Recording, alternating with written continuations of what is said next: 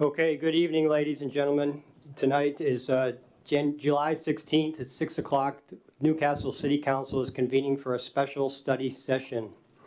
Please make note that all 7 council members are present, along with Directors Bronze, Chambers, Fitzgibbons, City Manager Pingle, and City Clerk Westman. Tonight's special study session will discuss the equipment rental fund and our general fund forecast. So I assume, City Manager, that Director Chambers will lead us off. Thank you. Good evening. Thank you, Mayor. I will be presenting the Equipment Rental Fund presentation. Thank you, Jeff. Okay, so to introduce this a little bit, we've had some discussions about the Equipment Rental Fund. The overall purpose of it is to essentially save ahead for vehicle replacement. So we have a number of vehicle assets, machinery, equipment, with a large replacement cost. So by including it in this model and saving for it over time, it allows us to make sure that the Equipment Rental Fund has the money it needs to replace those vehicles when the time comes. It's almost a reverse depreciation, if you will, as a cash basis entity. It is required by RCW 3633A 010 if operating a city street department and the population is over 8,000. So that's one thing to note. So we do have that fund established for that reason. Another advantage of it is that it allows for more efficient accounting and tracking, meaning that vehicle equipment, replacement costs, maintenance costs are all accounted for in one fund. So we don't have to go among multiple funds to look for those items. We can run reporting from just that one fund and see how these vehicles are doing. It also offers greater stability and control over budget fluctuations for capital purchases. Meaning that we're looking at a 10-year forecast right now with vehicle replacements. And so we can see, once everything is dialed in, we can see over the next 10 years what that fund balance is going to look like and if we need to make any adjustments moving forward. And then lastly, departments that use the vehicles and equipment contribute a proportionate amount towards the ongoing costs such as fuel and maintenance and then capital asset purchases. So how is the cost determined? What we've done is made a list of all the vehicles that we have and equipment that we'd like to include. They're all given an estimated lifespan. So as of right now, it's anywhere from 10 to 20 years. 10 years is typically for our larger trucks like the F550s, and then up to 15 or 20 years for some of the smaller vehicles or like parks equipment such as mowers. The future replacement cost is estimated using 3% annual inflation. So that's just kind of historically been a good inflationary measure. We can always adjust that if we need to, but that's kind of the going rate. So what that means is that we look at when this vehicle is purchased, if it's a 10-year lifespan, then we add 3% over those 10 years, and that gives us what the estimated inflated replacement cost would be, if that makes sense. And then we take that cost and we divide it out over those 10 years. So then we know each year this is how much we need to contribute towards that replacement cost. As I said, all of the vehicles are included. And then what we decided on was any equipment with an estimated repair cost over $30,000 would also be included as one of these assets. The reason for that being that anything less than that we can likely afford within the fund balance if we need to, if there's any fluctuations year to year. But anything over that we would want to allocate over those 10 years of savings. The rest of the equipment that we have, those smaller numbers, what we've done is take the total of all of those vehicles. So over 10 years, we have a number of smaller, I shouldn't say vehicles, equipment that needs to be replaced. And so we took the total of all of those and then just divided that out by 10. So we kind of get an average per year cost of what those vehicles are going to need to be replaced at. And then we also include gas and maintenance in the IRF calculation as well. So some of the this is just an example. So we're still working on some estimates for some of the vehicles and equipment that are going to be replaced in later years. We have most of them in the next few years nailed down. So we're still dialing in some of the numbers, but this is an example of kind of how we're using a worksheet to calculate that. So you can see we have the vehicle information at the top, the estimated asset life, which I worked on with Director Bronze and our infrastructure maintenance manager, and we'll continue to refine that as we need to. You can see the 3% inflationary cost. So if we replace this item, for instance, at 20 years, the circled amount would be the annual cost that we would save for that vehicle to be replaced in 20 years. So then on the next slide, you'll see that same number. And this is where it would feed into the total budget amount. So this tab of the worksheet would have every vehicle along with the last line that's listed as other equipment would be that annual amount that I was just talking about for all those other items. And so you can see how this would all total to what our annual IRF fees amount would be. And then that would be split proportionately between the departments that are using those vehicles. So that's the last step that I'm working on is determining how much of each vehicle should be allocated to which department. And so we can set those splits for both fuel maintenance and then the asset replacement cost. And so as I mentioned, we're doing a 10-year lookout. So again, this is just a sample. We're refining some numbers, but it's kind of a nice way to look at things. You can see the costs that we're estimating for repair and maintenance, fuel, and then other equipment and vehicles and equipment. So vehicles and equipment would be the major items, and then the other equipment would be those smaller items that we're looking at. So you can see we have quite a bit planned for 2024 and 2026, which would be year 1 and year 3 in this sample. If this stays as is without any changes, our fund balance would be negative in 2026. So the benefit of being able to forecast these costs out like this is that we can see that ahead of time, and we can start making some shifts and things as we need to make sure that that fund balance stays healthy. Overall, our plan is to keep a fund balance of somewhere between 100 and 200,000 in that fund, and that will allow for those smaller purchases that pop up to be covered, and then we can readjust the IRF fees. And so annually, when we do the budget process, we'll reconcile back to what was contributed in the previous year and then adjust the IRF fees for the following years if we need to. And that's it. So any questions? Go ahead, Paul. Thank you. Yeah, so I have reason to believe from sort of a presentation I had earlier today, actually, and other things, that there are potential grants out there for electrifying public works vehicles. I know it probably wouldn't apply to every vehicle and based on the different needs, but I guess, one, are we keeping our ear to the ground for that? And yeah, I just want to throw that out there because I think that could be a way where, I mean, I would personally view it as a win-win if you can add, make a vehicle electric that isn't currently one, as well as it would save us money. So has there been any sort of research or engagement there, I guess is my question. There has. So Director Bronze already has a few vehicles planned for the next probably 3 to 5 years that we're expecting to replace with electric vehicles. And then we'll look at grant options for both the vehicle replacement and the installation of chargers. Awesome. Thank you. Yeah, they were really emphasizing like Washington Department of Commerce. So Yes. so definitely. Yeah. Thank you. Other questions on IRF? Go ahead, Ariana. Thank you. So I just want to reiterate what I heard you say, that the plan would be to around budget season every year, just kind of part of the budget process is reevaluating this forecast, kind of how we do with. Correct, yeah. tip So and if we stuff like see anything in the future years that is looking not so great, then that will be the time that we can shift things around if we need to. Okay, and then my other question is,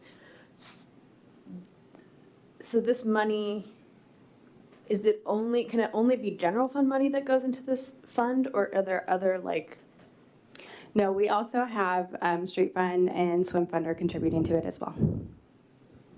Okay, Stormwater okay, cool. or surface water. Thank you. Pradima? So I know we discussed this in our finance meeting, and for the street fund and all, you're just allocating based on like a percentage, like are you estimating a percentage that they're using, right? Correct. So we'll go through the vehicles one by one and estimate how much they're getting used by which department. Some of them will be entirely by one department, but there's others that can be used among them. And so we'll split those out based on what we think is our best average, and then allocate the cost based on that. Yeah, yeah. I had the same thing going in my mind regarding, Paul that asked about electric vehicle. I was about to ask that I think that's a great idea of, applying for grants and getting electric vehicles because it's becoming more and more popular. And do you know if any cities or King County has started using any of that, or are there any in the market yet? Electric vehicles? Yeah, Jeff? Yeah, so the vehicle, their agencies are definitely using them, but just light duty. So it would replace the vehicles that our inspectors would use, but there's no heavy duty electric vehicles available and none Not in the much. foreseeable future. So Yeah. it'd just be like the Explorer, the F-150s, so about a third of our fleet could be electrified. All right, thank you. King County and Seattle definitely have EVs. One thing I'll also mention, since we're talking about grant funding, is one of the items in 2026 is a large vehicle that we have an opportunity to get a grant to cover possibly up to 50% or more of that cost. So we will see that amount come down. This was just done as an example, but once we have more information, that'll be something that we refine in the model. Additional questions on the IRF fund? Anybody? I have one quick question. You said allocating between departments, but wouldn't it all be Public Works Department? I mean, who else would be using vehicles? I mean, I thought it would. So we have, we'll allocate on departments so that the correct funds pay for them. So for instance, community development has one vehicle that they use. I see. And then Parks, which is in general fund, also has some vehicles that they Okay. use. All right, thank you. So it's more allocating by funds that are utilizing the vehicles rather than departments. Gotcha, that makes sense, okay. No, any other questions on the, okay. So the next item on our agenda is the discussion of the 6-year general fund forecast. Who would be leading that? City manager, go ahead. Well, Lindsay's going to drive for us, I think. And so we can, is that seeable on your screens? Yes. Okay. So I just wanted to provide just some background information. We haven't looked at this as a group since May of last year, so it's been a little while. And so one of the things that I had worked fairly extensively, I would say, to get in place for May's discussion last year was just adjusting the approach to the model. I think we've talked about it several times. When I walked in the door in September of 2022, the general fund was supposed to go broke next year based on the forecast. And so we've kind of adjusted the approach to it to make it more realistic, trying to have a realistic forecast rather than a worst case scenario forecast. When we put a budget together, we want to be more conservative, but a forecast doesn't have to be so conservative as it was. And so really we've tried to hold costs that kind of are up one year, down the other, hold those more constant in the forecast so that it provides a realistic outlook. And then the items that either automatically or historically do increase from year to year, we've tried to provide that historical trend. So salaries and benefits, those go up. Service contracts tend to go up.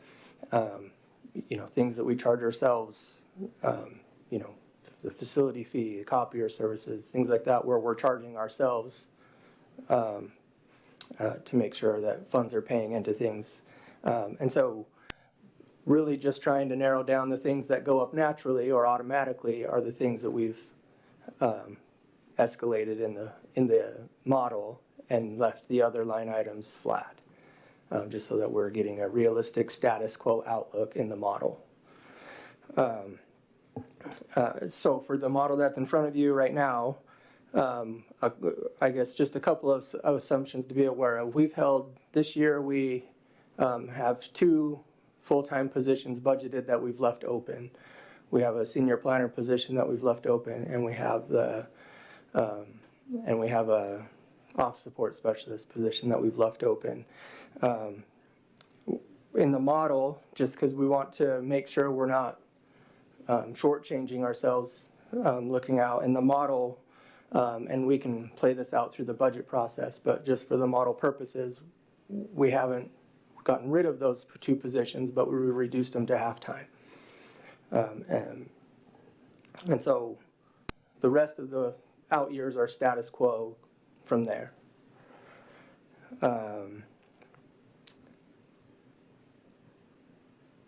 And then, so what's in the revenue options versus the expenditure reduction options are just the things that we have talked about in the past.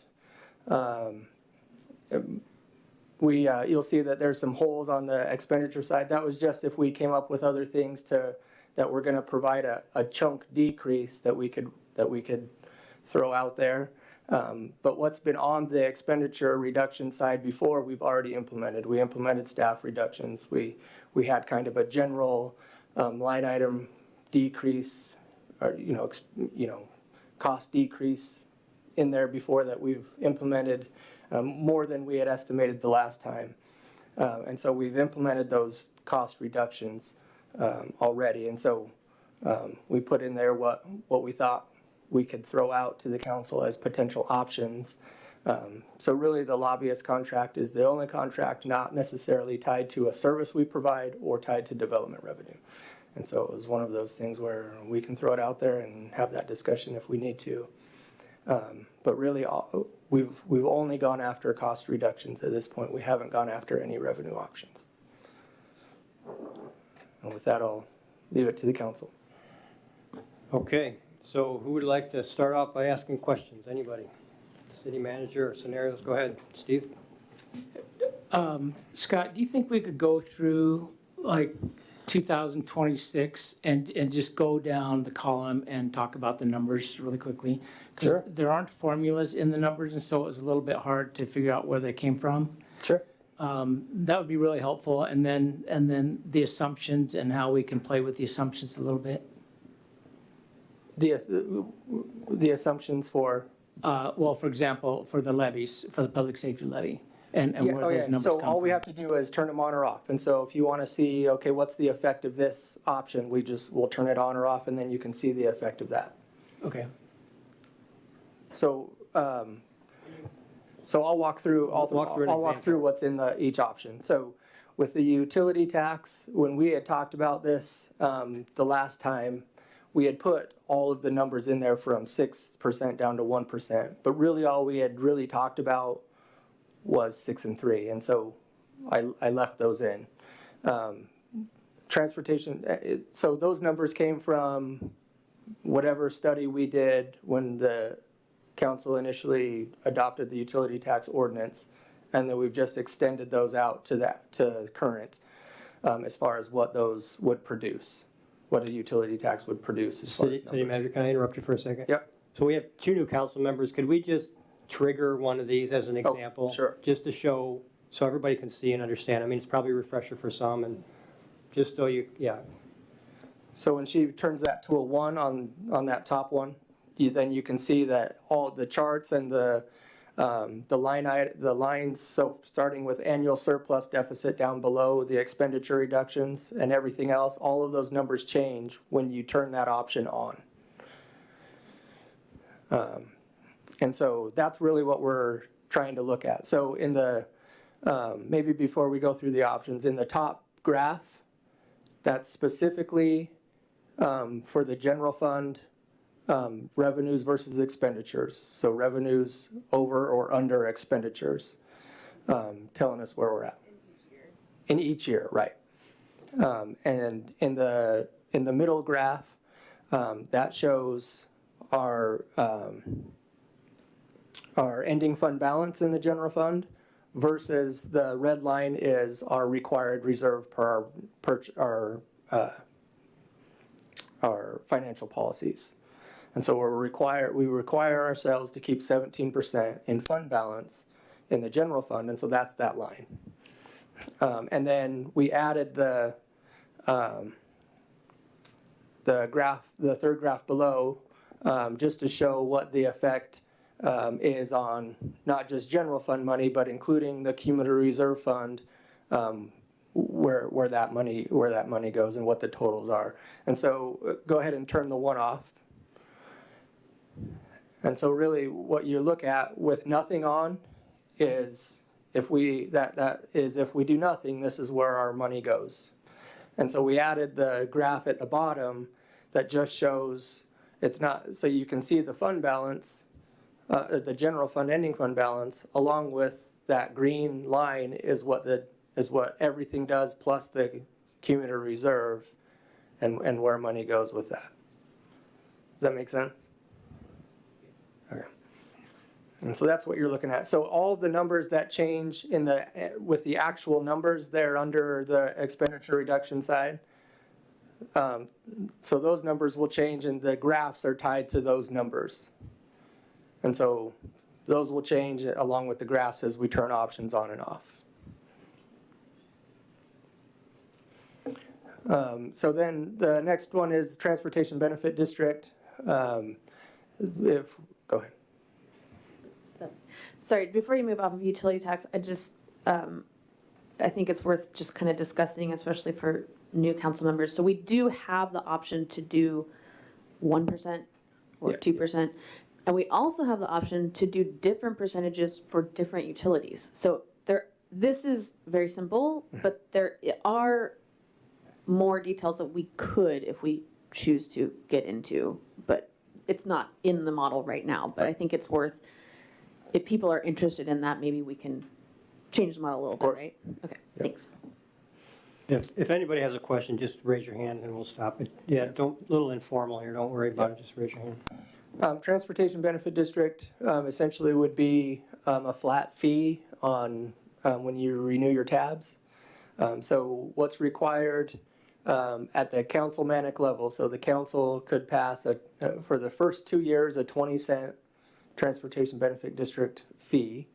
And so anybody that goes to renew their tabs in the City of Newcastle will have a $20 flat fee for City of Newcastle for their tabs. If we are at $20 for 2 years, you can then raise it to $40 for another 2 years, and then you can, after those 2 years, you can max it out in year 5 at $50. And that can be done councilmanically.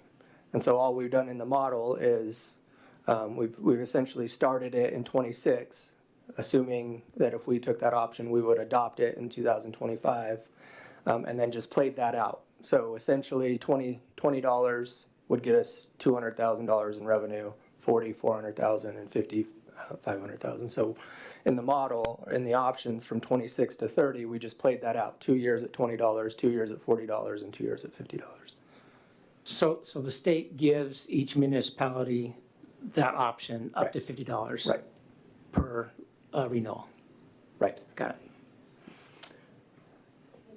it. So also, with that money, it has to be used for transportation stuff, right? Right. But it would offset what we would potentially be taking from general fund and putting into the street fund. Right. So there are more rules, but essentially it frees up money in the general fund. Right. So it wouldn't necessarily be a general fund revenue, but it would be revenue. But it would mean that it would be that much less that the general fund has to send to the street fund to keep it whole.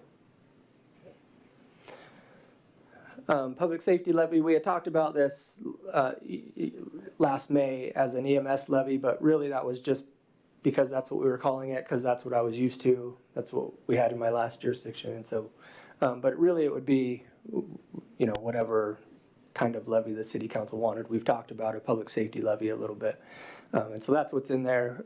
After we had our retreat last February, we had talked about, I had just put the 50 cents in there because that's what you can do. And the council requested, well, why don't we break that out into tens just so that we can turn options on and off as we work on a mix of things.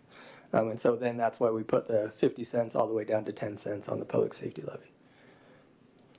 And that's per $1,000 of what number? Of assessed value.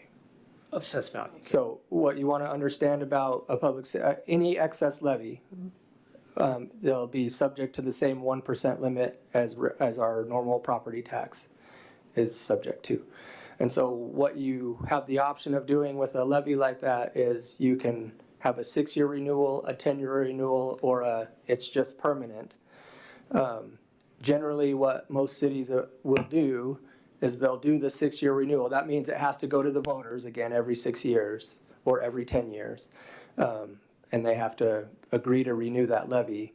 But what the nice thing about doing a renewal, whether it's 6 or 10 years, is that, when we start at 50 cents, and as assessed values rise, that 50 cents has to drop because of the 1% limitation. And so after year 5, your 50 cents is going to be 28 cents or 32 cents per thousand. And then you renew it back to 50 cents. And so those are you can go a 6-year, a 10-year, or a forever and never renew it. But so yeah. The admission tax, the finance committee's talked about this quite a bit, and the maximum is a 5% tax on admissions, and I know that's been discussed amongst the council since before I got here, and so that's been continued to be a part of the discussion, and so we've left that option in there. Like we talked about at Finance Committee, the estimate there is really just that.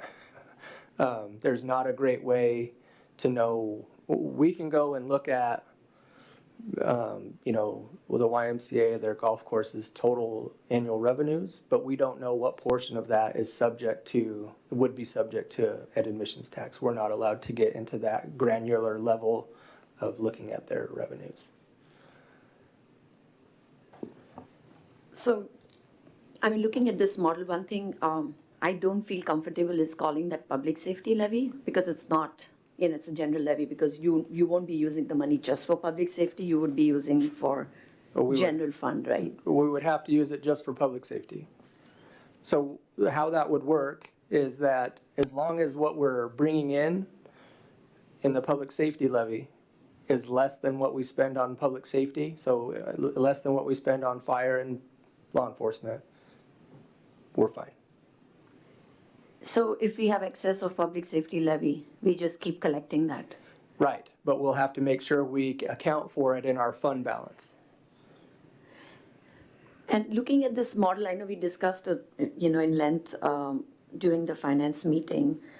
One thing we were thinking was implementing the admissions tax, because if we can do it ASAP, as early as the staff can work on it, we will get an idea of how much that is, because right now we don't know whether it's 200. This was done by the consultants. So, and if I look at the model, I don't think so. I would be in favor of any taxes, not until 26, because until 26 we are still good. We have enough in the reserves that we can use into the general fund, because based on the 17% reserve, we can use some of the so I would push out the taxes until 26 and look for other ways of how we can generate revenue. So we have the admissions tax. We're going to start with that today. Paul is going to discuss about vacancy tax. I don't expect a huge revenue from it, but we'll see. Yeah, because it's going to encourage the businesses to fill it, and we'll get more sales tax from the businesses. So that's what I feel looking at this model, that let's hold on to the taxes at least until 26 and bring back into the discussion.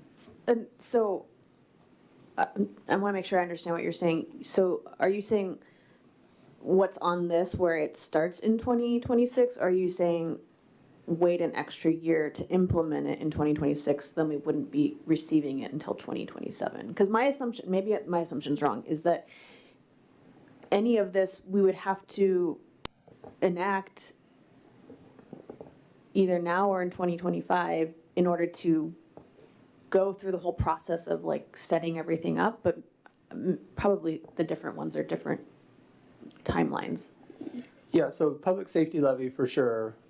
You know, unless we're gonna jump on it and try to get it on a ballot in November or something, that's not gonna be implemented for 2025. That's why on the model, we assumed that there's no way we would implement something before 2026. In order for us to receive levy revenue for 2026, it would have to be adopted and passed by the community in 2025. I mean, we can always circle back and look again in 25, but for this year, and for 25, we've used a lot of ARPA for public safety. So we look pretty good, and our budget is going to be pretty balanced for 25. So I think even 26, we should be fine, but we can circle back again in 25 and look at it, because we have enough in the reserves that can be used if needed. Yeah, that's right. So one of the things I pointed out to the finance committee when we were talking about it was if we plan on, we turn on the admissions tax. So assuming, making an assumption that we do an admissions tax, if we did nothing else,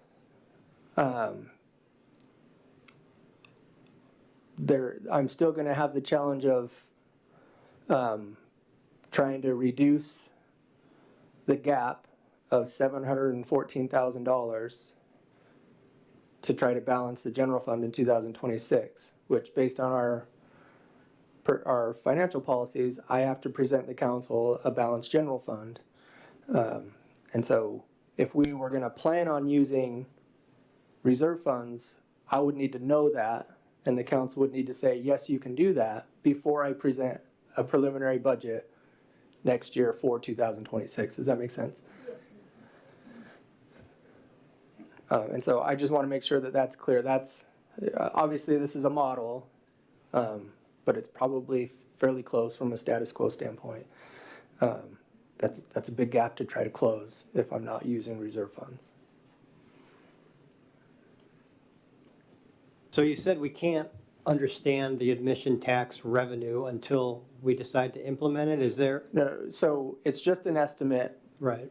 And we won't, so as we implement it, we'll learn from year one Oh, what the number really is. okay. Could be zero, right, or something, but that's really. We don't know if we it's don't know. $50,000 or if it's $300,000. Okay. So That- we'll learn what it really is in year one. Okay, I understand. If a council passed that, it would be an immediate, right? I mean, there's no delay in implementing that, right? Essentially. So the main delay would be just, we'll have to put together materials and a process and procedures because it's a local tax, and so we'll have to implement it and carry it out. So we'll need time to make sure we have all of our ducks in a row before we put it in front of the council for adoption. But you're right, it is a simple ordinance adoption. There's not a public hearing requirement, although maybe that would be a good idea. There's not a 2 readings requirement. So the public process you want to go through is yours. This would be go ahead, Paul. Go ahead. Thank you. Yeah, a few things. So first, thank you to the staff that worked on this. I am going to complain about something. I do not like the way the lobbyist contract is presented. I think what I would request is if we could put the $36,000 number next to the amount that our lobbyist has got us from the legislature, because before I was here it was 0, and I could think of at least $1 million plus project and a couple several $100,000 projects. So I think this, I'm not saying this to anyone, I'm just saying in general, like I think it would be one of the stupidest things we could do is cut the lobbyist contract because they get so much money for us and free up so much money for us. So I think I want to provide that context for people that might be looking and just see the $36,000 number, and that looks enticing, I understand. Personally, so I'm trying to be cognizant. These are a lot of revenue sources we've talked about or has been brought forward by council sort of in the past. Are there other sort of means and things that you've seen in your own experience, or, you know, whether it's our city manager or finance director, that are there options for us that are not listed here? And I know the general answer will be yes, but I guess I mean more in terms of something that is significant. You can always do, the effect, I think, is probably similar, but you could look at like doing a levy lid lift or something like that, where a levy lid lift simply would allow you to, so just like we were talking about with the public safety levy, it's subject to the 1% limitation on revenue increase. A levy lid lift would essentially allow the council to go from the $1.20 or whatever our $1.20 per thousand assessed value, whatever our normal property tax levy is now, and lift it. Like take that lid off and add 50 cents to it, or add, you know, you can do a levy lid lift, but that requires you to go to the voters as well. And then that money is not necessarily dedicated to a specific thing. Thank you. So, yeah, thank you, City Manager Pingle. So then I guess I'll share sort of similar to what Brian was doing. I think what I believe is that I would want to pursue an emissions tax, I think primarily because that would be my number one, mainly because that affects the YMCA and the golf course. That largely affects folks that are not residents that, you know, drive on our roads to get here. Realistically, what would happen is the golf course and YMCA would most likely bake that into their prices, and then folks would just pay a little bit more. But that, you know, I don't feel bad about that, honestly, when they're, you know, coming in and, you know, they're using a part of our city, they're, you know, going through our city, and I want them to, but we have to provide those services, right? So I think emissions tax would be a really good first step for us, and I would see if there's support for that among the council. I think a second potential step here would be looking at the transportation benefit district. It's something I know quite a few other cities do as well, and it definitely scales up with time. But out of all the things we look at, right, that's not a tax that goes to the ballot. It's consistent revenue, it's a small amount of revenue, but they're sort of steps we can be taking in this direction, and I'll talk about it a little bit more tonight, but I think it's important to start taking those steps and building towards that, because we know the cost of police is going to continue to increase. We know the cost of fire is going to continue to increase. We're even getting a higher cost from King County elections, little means like that. So I would really be interested if we're looking in the short term at emissions tax and transportation benefit district. I'd love to hear other folks as well. Go ahead, What kind Tom. of lead time do you need for the emissions tax? I don't know. We'll have to get into it. Really, so we've talked about it a bit at the finance committee level. And really it's kind of been we need to bring that to the council's attention so that we have marching orders. But we'll have to put ourselves together. I would imagine, I mean, if the council wanted us to start moving on that, we could have something in September. I don't know that we would be comfortable pushing that for August 20th. Would it be September, October, November, December? Yeah, I think, I would imagine we could be ready by, so I think the plan right now is that we'll have the first meeting in September, and then the second meeting will be canceled for the town hall on the Thursday that week instead. We can probably be ready. I'm looking at Lindsay to see if she wants to throw something at me. Maybe by the first meeting in October for sure. I was just going to say I'm always up for a challenge. We've already done a little bit of research. There are a number of cities that have already implemented an emissions tax, which is helpful for us because we can look at the documents that they prepared and the procedures they've put into place. It's all part of their code. So we can use those as kind of some guidance. And there's a couple of other directors that I know personally that I can reach out to get information if I have other questions and stuff. So we could definitely make a goal of early September, and then probably by mid-August I'll know if we're on track for that or if we need to shift it to October. Yeah. I think part of what we need to do and that we need to bake into the process is also, you know, I would recommend we not do it and then let the golf course and YMCA know we did it. We should say, hey, this is coming up, and we're gonna put this in front of the council ahead of knocking it out, just from a transparency standpoint. And so we also just wanna provide notice and, so. So I have a question for you. So would the same tax rate apply to the golf course and the Y, or could we set a different rate for each one or exclude one or the other? And the reason I ask is I know a lot of seniors in our neighborhood who use the Y, but it's very expensive, so they've almost stopped going because it's too expensive. And the Y, if they bake the cost in, it's going to be worse.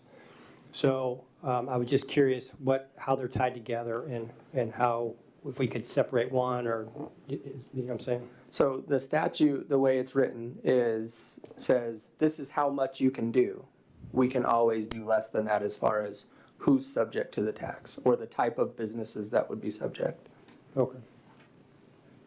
The limitation is really on the types of transactions that are subject to it. So it has to be on, you know, a charge for admission or a subscription, you know, or a membership fees, or, you know, things that require you to pay something to get in. Gotcha. That's not necessarily on, I'm fairly confident we could make a distinction between a for-profit and a nonprofit business subject to the tax. How far out do we have visibility of our contract with King County Sheriff's Office? What do you mean? I mean, how long is that contract good for? Like, when's it due? It's evergreen Okay. unless we want to get out of it. Okay, so in our forecast, so in our projections, it looks like we're projecting pretty flat based on inflation for 27, 28, 29, 30. 25 is about the same, 26 is up a little bit. Do we know what the cost will be out that far, or are these just estimates? Just estimates. And so for 25, do we know? No. Okay. So for 23 and 24, we've made significant investments in police officers. What are the mechanics of that? So we're investing the money, we still are waiting for personnel. Could you update us on how that works? So anybody that they can't deliver, we get reimbursed for the following year. Or a portion, so if we get, so right now we're down at an 11th officer, we've requested a 12th officer that's due to us in October this year. So for this year, if they deliver the 11th officer in October, next year we'll get 9 months worth of reimbursement for the 11th officer. If they can't deliver our 12th officer at all, we still have to pay for the first 9 months of the first year, which is this year, and then we would get reimbursed for 3 months of the 12th officer in 2025. And so part of what you'll see in the budget is we have a police contract line item in the budget, and then we have a reconciliation line item in the budget, which is usually negative while we're down officers, because they'll have to reimburse us that money. And so that's an estimate of how much we're going to get reimbursed next year. Okay, and is that full reimbursement or just reimbursement of, because aren't we paying for training and then also salary, or? So we only have to pay for the training for those first 9 months. So After the first 9 months, anything that they can't deliver, they reimburse us the total cost of however much of the year we didn't have that officer. Okay. And do we have an update on when we might receive the 11th officer, or how that looks? I know that recruiting they continue to make headway. In May, they had 67 vacancies. Last month, they had 61. So Okay, great. they're making headway. I would imagine we won't see an 11th officer until we get in the 40s as far as overall KCSO vacancies. And then we'll probably be really close to, I don't know, I would say we're going to have to be in the teens or something before we see our 12th officer. So is the reimbursement built back into our forecasts for next year and the year after, or? So our reimbursement is built in for 2025. It's not built in for 2026. So the assumption is that we'll be whole by the end of 2025. And so we'll make that adjustment if we get into next year this time and we're still down an officer or two. Okay, now we're gonna start baking into 2026. Okay, all right, thank you. Go ahead. So the other thing we talked about, we're always looking for ideas on revenue. And in our economic committee, I was going to give that update during our regional committee. But then we also talked about the land that the city owns and, how we can get some development and, some revenue from that. So that's another revenue, upcoming revenue that we can have. And I'm just looking for ways to postpone levies. So, because I think that's what the citizens don't like, levies. So till we completely run out of ideas, that's when we go back to levies. But then, as long as we have few ideas on revenue, let's just keep pushing through that. So that was another thing that we were looking at. So Yep. do you think that development revenue and the sale of land and those kind of things will help, right? They definitely will help. I think how much they will help is going to continue to there'll be diminishing returns just because we're running out of developable land. And so we're unlikely to see another, until there's redevelopment in the downtown or something like that that's major, we're not going to have another 50-unit subdivision. There's not a place for it to go. And so the size of our developments that will be coming in after these, 2 or 3 that are a little larger, there's not another big one to come unless there's redevelopment. Aaron, you can tell me I'm wrong. I would generally agree with that. There's nothing in the pipeline much larger. So you could get surprised any day, but yeah. And then all the 12 police officers are in here, right? The cost for all the Yes. 12 Yep. police, So from 26 on, it assumes all 12 officers. from 26 on, 25 doesn't have? 25 assumes a reimbursement for officers that we haven't received this year. Okay. So, City Manager, so we got a few minutes left in this study session, so we can do one of two things. You can kind of go through and hit the highlights, and we can just do next steps, or we can continue under, because we do have a discussion of the vacancy tax under general business. We could continue any discussion that we didn't leave off here. What is your preference? Are you nearly done describing the sheet for us? Yeah, so really it's wherever you guys want to take it. The only part on the revenue that I didn't hit was the bottom one. So that's a negative number. When we were talking about, when we've talked about this previously, there was at least a little bit of, haggling, I would say, of, hey, what if we did this, but then we did that one and we took this away and we did that revenue source. One of those ideas was, okay, if we're looking at a levy or we're looking at utility tax or a transfer, if we're looking at one of those significant revenue sources, maybe one of the bones that we can throw the community is we'll forego the 1% increase each year.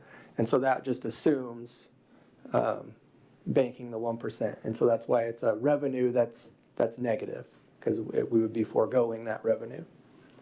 And then, like I said, on the expenditure reductions, there were just, I don't like any of them, but there were things that I felt like we could realistically throw out there. What do you need from the council? Anything to move forward in your budget analysis or preparation from this session?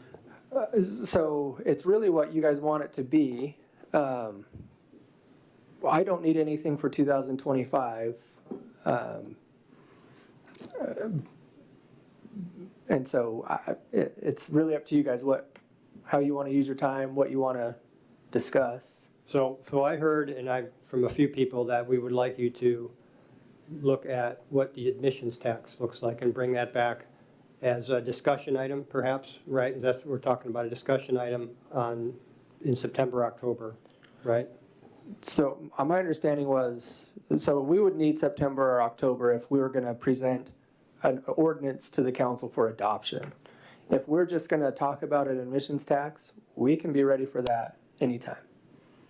Okay, so let's, by a show of hands, because informal vote here, do we want the city manager to come back with an ordinance or just a discussion? If you want a discussion, just raise your hand.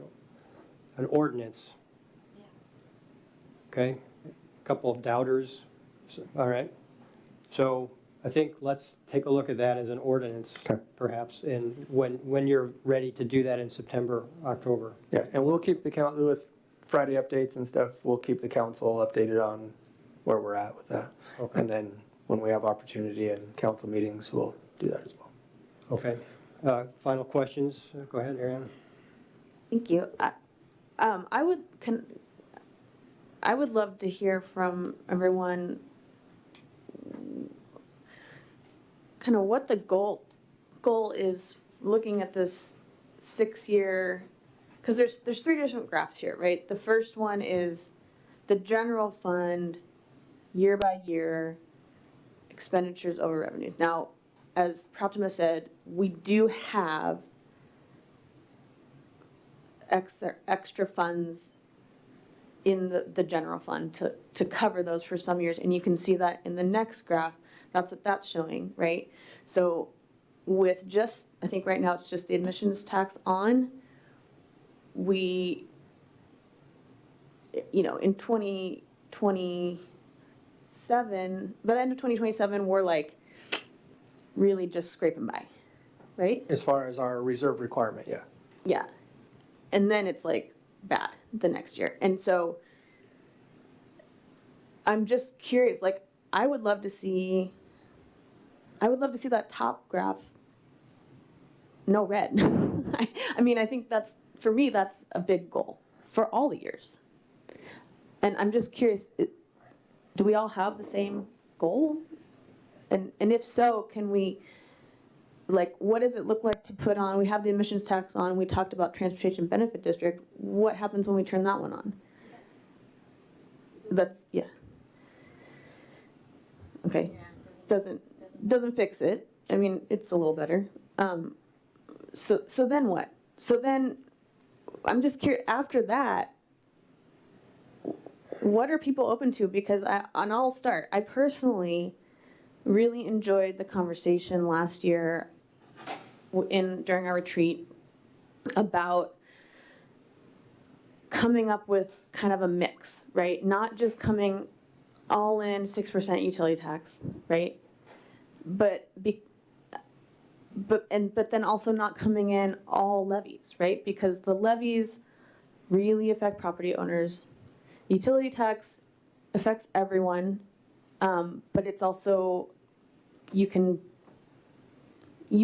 really fine tune it if we want to, like I talked about before. Also, if you don't want to use a lot of water, you can keep your water utility bill down a little bit. If you don't use a lot of electricity, you can keep that down. So you have a little bit more, say in your own house of how that affects you. And then I also enjoyed the idea of, okay, if we do some sort of a levy, maybe we do, forego the annual 1% property tax just to kind of even it out so it doesn't feel like you're really just like piling it on every year.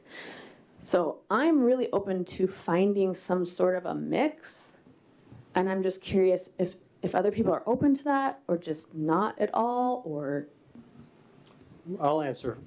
I agree with your point of view. We did talk about it in our first retreat. And so here's what I would suggest, and I don't mean to be rushing people. We can continue this under general business too. So let me just say that if we do have an item, vacancy tax, if somebody wants to come back to this chart under general business and have a question, we can do that. Okay, but I would suggest that, what is that mixture that you're comfortable with? Right now, we all have the chart. We all understand it. We've all seen it. We've talked to the city manager. Let's, each of us on our own, kind of figure out what that means. What does that mixture look like? Because we're going to have other budget discussions between now and the end of the year. So we could even schedule another special session to discuss, I look at this session as kind of, we looked at this chart now and we all understand it. Let's, do our personal manipulations, and perhaps city manager, you could add back in 654321 On the utility tax. Sure. You're right, and give us more of the ways to tweak it, right? Is that acceptable to everybody? I mean, in the interest of time, I don't mean to be rushing. We certainly can continue this discussion, and if we want to, under 12.2, because it's relevant. Can we just, before we go, just for fun, can I just, what is the 10% public safety levy, or 10-cent public safety levy do? Okay, what if you add a 3% utility tax? And what if you forego the annual 1%? Just an idea, people can throw, obviously you can play around, but I just think it's, to be honest, I'm doing that for the public's benefit, right? Like, we have access to this model and you all don't. And so this is what we're gonna be doing in our time in between, is like playing around and coming up with ideas that make sense to us and then discussing with each other, so, thank you. So at this point, I'm going to call the end of the special study session, and we have 4 minutes. I'll give you 4 minutes back to our regular meeting at 7 o'clock. Thank you, everybody.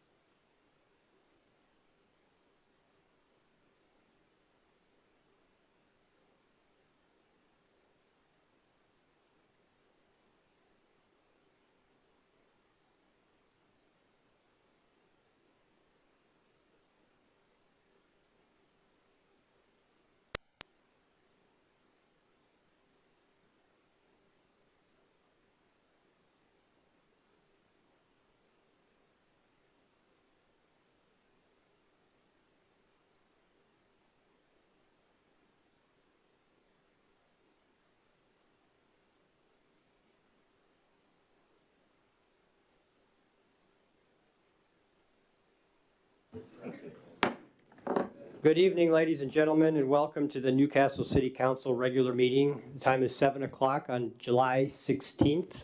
This meeting is being recorded on the city's YouTube channel, and it is also being shown live.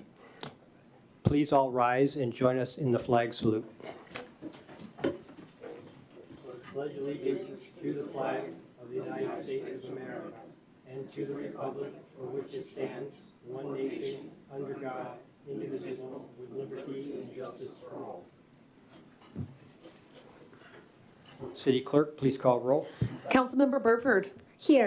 Councilmember Sherlock. Here. Councilmember Griffin. Here. Councilmember Tallman. Here. Councilmember Charbonneau. Here. Deputy Mayor Lakotia. Here. And Mayor Clark. Here. All here, Mayor.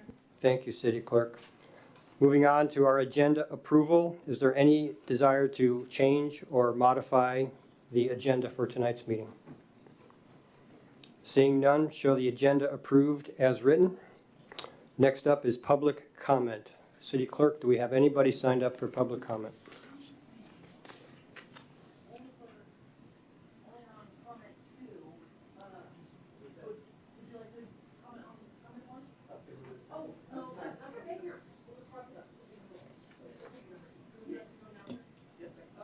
So for public comment, anybody commenting, please come to the podium, state your name and neighborhood. You have 3 minutes to speak. When the 3 minutes are over, the buzzer will sound. We ask you to wrap up, please.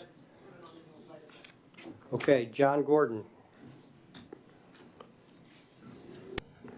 Hello, I'm John Gordon. I live in the Olympus neighborhood in Division 4, the Vineyards. At our last council meeting, there were a lot of people who were lined up, some in chairs, some in the hallway, to speak on what ended up being a pretty contentious issue. And it would have been the easiest thing in the world for the council to say, we've used up our 30 minutes of comments, we're done, we're going to move on with business. But that didn't happen. Instead, the mayor and the members of the city council extended the time for comments by half an hour, then by another half hour, and then by another half hour, until everybody who was here who wanted to speak had that opportunity.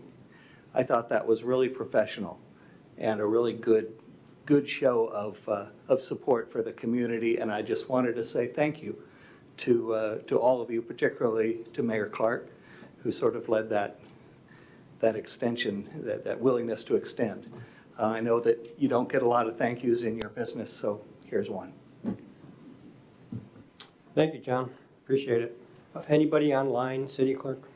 Okay. Public comment is closed. Moving on, next item on our business, there's no ceremonial presentations. Moving on to council comment. Councilmember Griffin, go ahead and start us out. Thank you, Mayor Clark. It's good to see folks sitting out there looking back at us. We enjoy that. We love to have the people come and be here and be a part of our show. I went to the fireworks display. They had music for a couple of hours before the fireworks began, and it was quite a great evening. The fireworks were fantastic. And then from another aspect, we had a lot of people, like the fellow just said, that we had a full house of people, and we had people saying, well, some people complained, some people were ugly, some people were this, some people were that, but if you paid attention, you could tell who was doing what, and it made sense, I think. But we did enjoy the people coming and telling us how they felt. And thank you folks for coming. Councilmember Sherlock. Thank you, Mayor Clark. Happy summer, everybody. It's officially here. It's pretty hot out.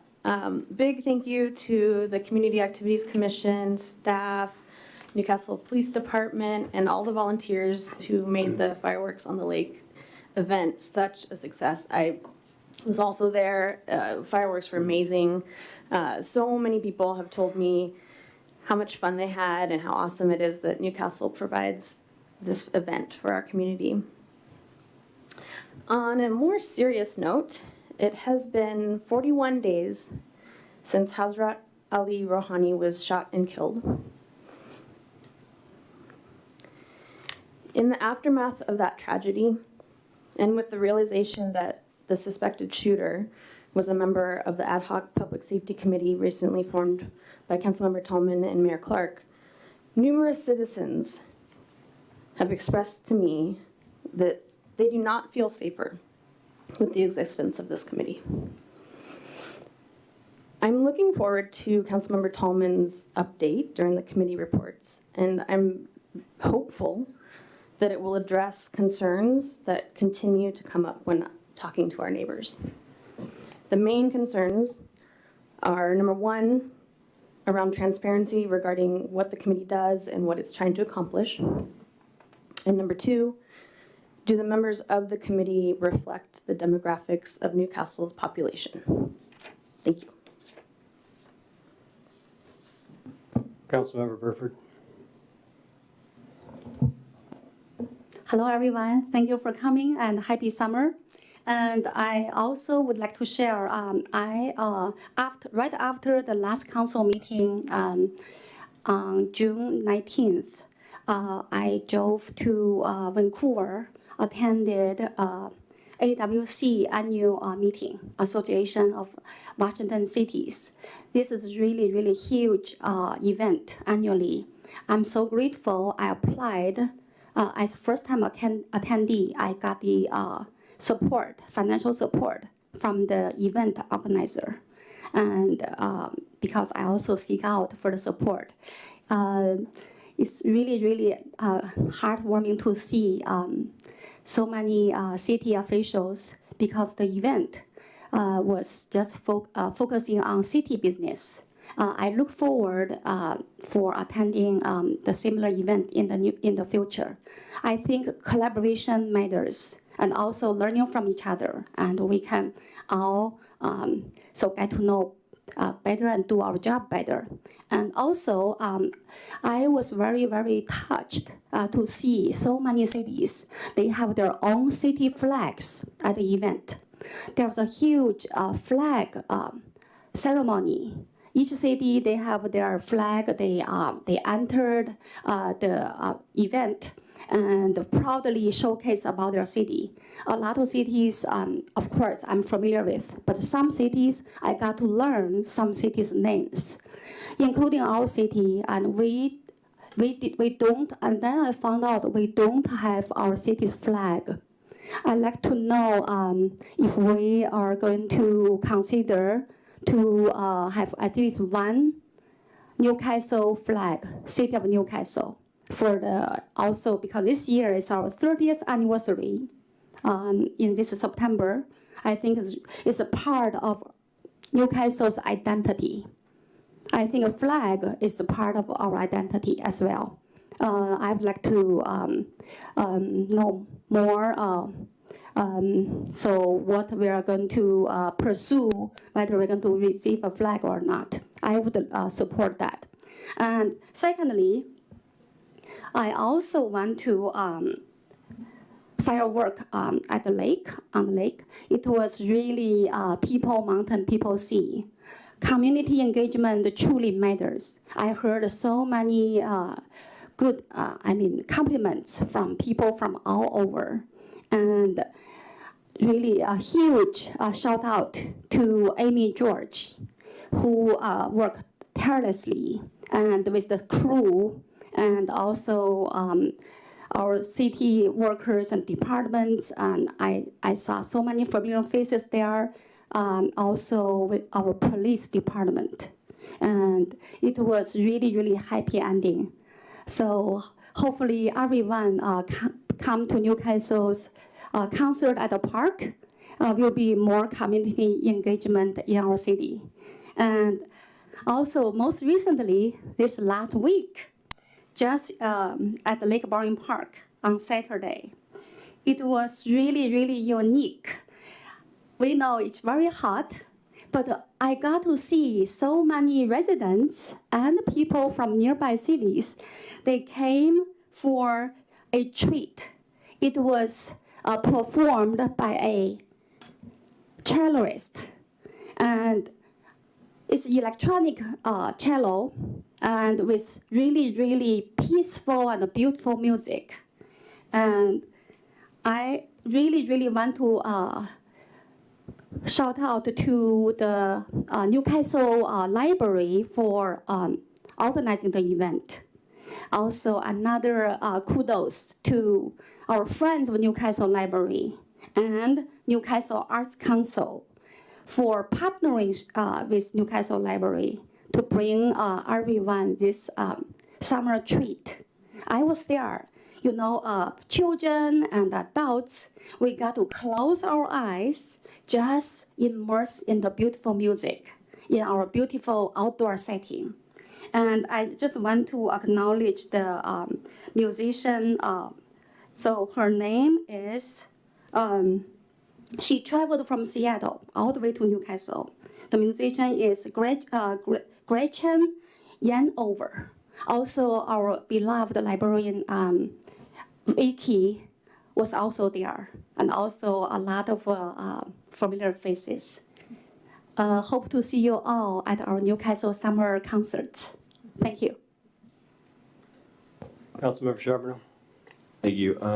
Yeah, thank you for attending the AWC conference, Councilmember Burford. I was able to attend in the past. I would encourage other folks, go if you can, but at the very least, go to their website. There is a lot of great AWC resources. If you just type in a topic, I'm sure questions we've all had for staff at different points are there. I would have, if they did not schedule it all the time when I had work, I would have gone every year, but it's, if you're able to, I think it's a great experience.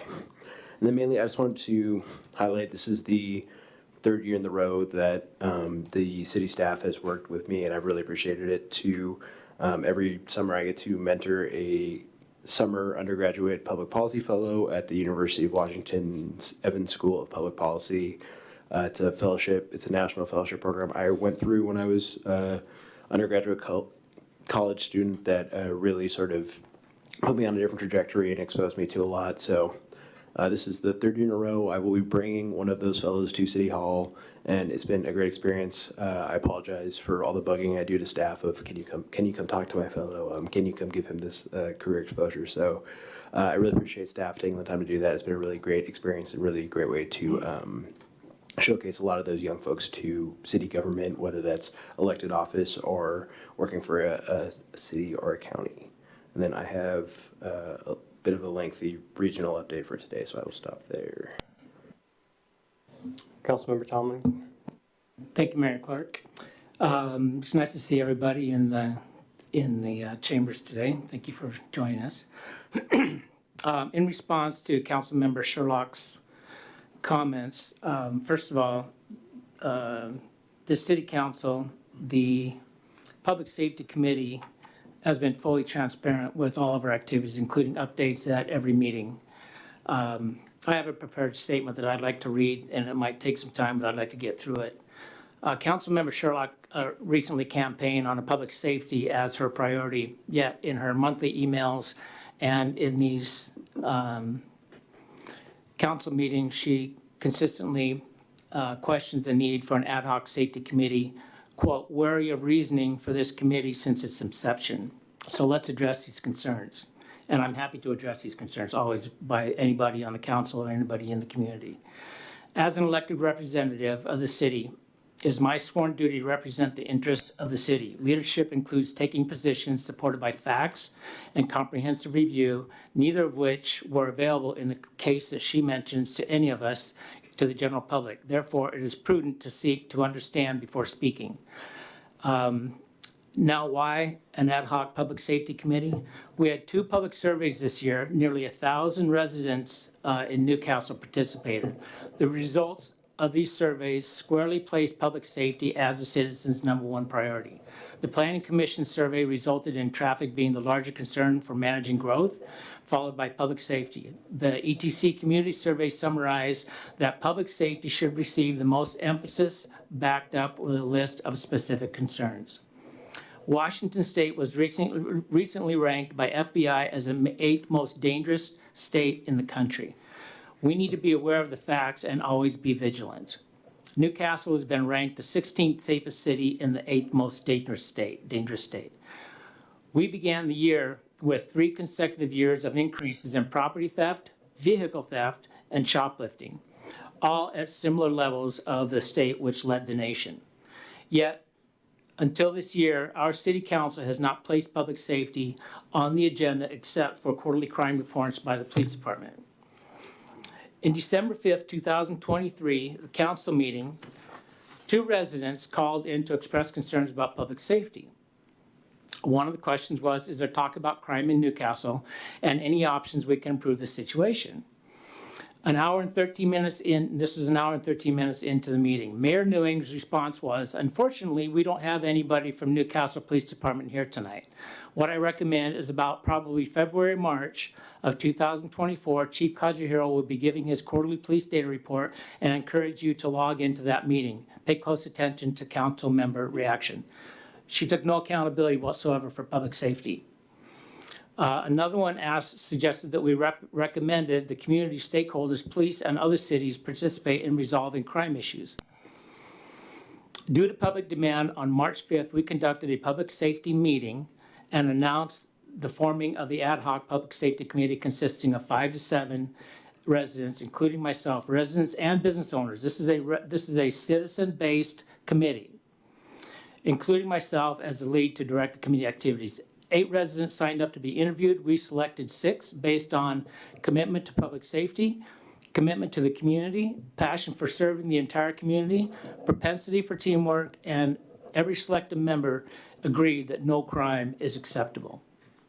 Regarding that last point, I attended a transportation meeting a couple of weeks ago that focused on public transit safety. And both WashDOT and King County Metro are instituting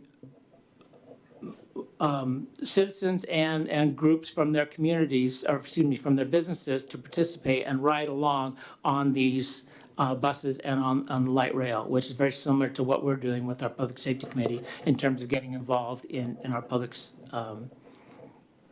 activities.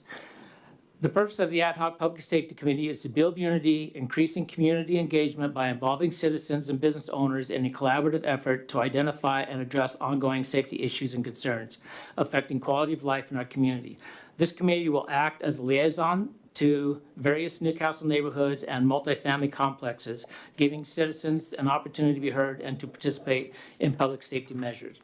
The goal is to enhance ongoing overall public safety in our neighborhoods, businesses, streets, parks, and trails through specific recommendations to the City Council and staff designed to close gaps on public safety issues.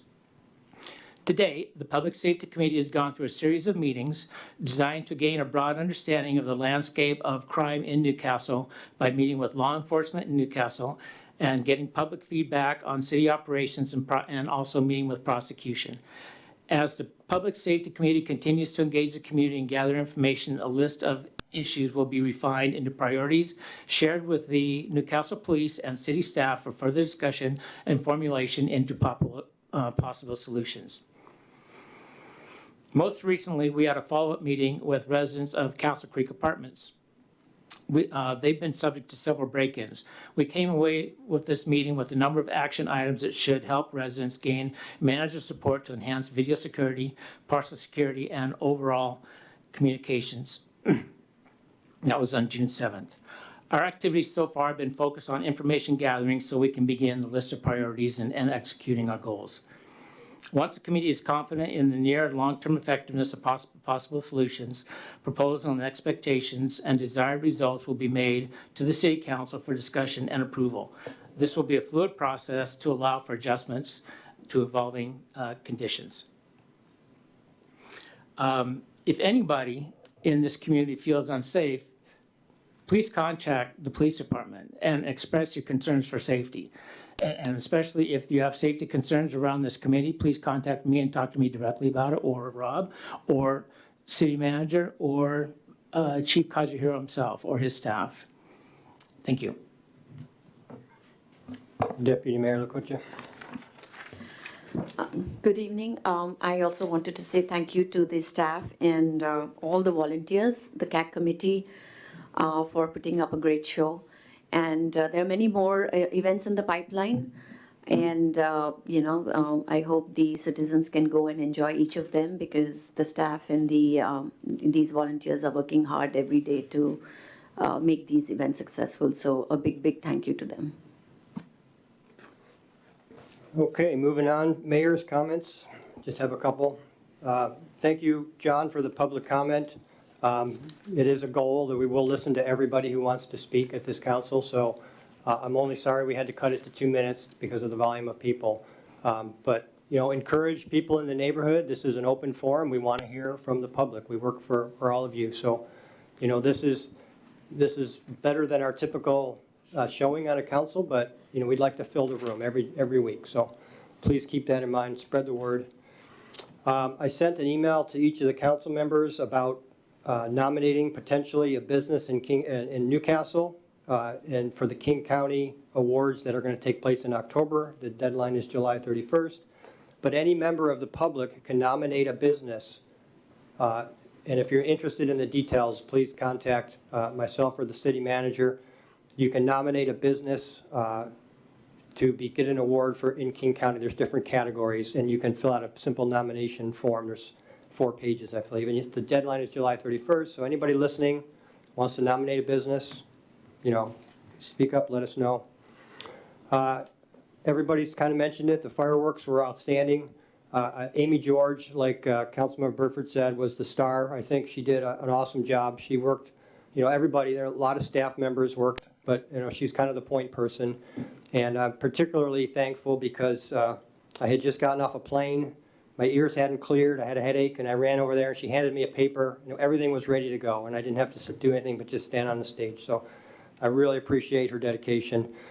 So I went to the CAC meeting, and they had an excellent debrief on this event. So I'm really encouraged because there was some things that we could do better next time. And they did a really good job of discussing that. So I'm sure that future events will be even better. So looking forward to that. And speaking of events, in the agenda, there's a CAC report that lists all the events that the CAC is involved with. The next one is this weekend on Saturday, which is the Arts Fair. So you may have seen signs around in the neighborhoods on the little sidewalks and whatever, but 10 to 5 is the Arts Fair. I know they put a lot of effort into that. So if you get a chance to go down there. And then I'll just say, you know, Councilmember Tallman kind of said it all, but on the ad hoc committee, public safety is the #1 concern of our residents. And there's some people who maybe they've never experienced crime, and that's awesome. And so you feel really safe, and you think that this is maybe silly. But most of the people in the city do not share that view. They feel like the police need to do more, that there's crime, that there's issues, that they're unsafe. And so that's a reality to most people. So the ad hoc committee was well advertised. We sent a letter in the mail to every person in Newcastle that had a registered address. So there's no way, unless you throw away all your mail, that you wouldn't have seen that there was going to be a meeting. And then every council member has a list of the members of this committee. So it's not a secret, and I'm a little disappointed that we're being called out for not sharing those names. Obviously, you know, those people work hard for the committee. They work hard in the community. They're very concerned about public safety, and we're glad to have them on the community. I'm glad for Councilmember Tallman's efforts. I go to each of the meetings, and he prepares, you know, incredible preparation for these meetings. They're very detailed, and I'm very, very impressed and pleased that he's taking the initiative. As council members, right, we may not and obviously do not agree on all issues, right? That's clear from the last month. But we need to be talking to each other, so any council member feels concerned about what's going on a committee or something, you know, you have my contact information, right? Call me, email me, let me know. And so we don't have these kind of things go on in the public meeting. You could say, hey, Councilmember Clark or Mayor Clark, what's going on with this committee? And we'll have a really good discussion about it. And I'll be glad to share anything you want. But the bottom line is the ad hoc committee is not going to go away because we have an issue that it's been created to address. So anybody can ask questions, and we encourage you to do that. But this has been totally transparent, just like Councilmember Tallman has said. So if you feel safe and you think it's silly, good for you, right? I mean, we want people to feel safe, but we want everybody to feel that way. Okay, that's it for me. So council committees, finance committee, go ahead. Finance Committee met on June the 20th for an hour, and the Finance Director, Lindsay Chambers, brought the monthly snapshot and the investment report. The investments look really great. Our revenue from development fees is down a bit, but financially, the city looks in pretty good shape. Committee reviewed the ERF, or Equipment Rental Fund, and the sustainability model, which previewed to council tonight. Committee requested the city manager to include a recommendation for admissions tax at the rate of 5% in the meeting, but we didn't get that to happen. So we're looking forward to that in the near future. Economic and Community Development.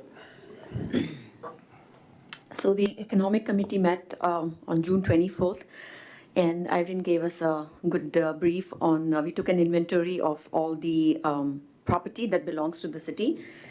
And what we found was most of the land is non-developable, it cannot be developed.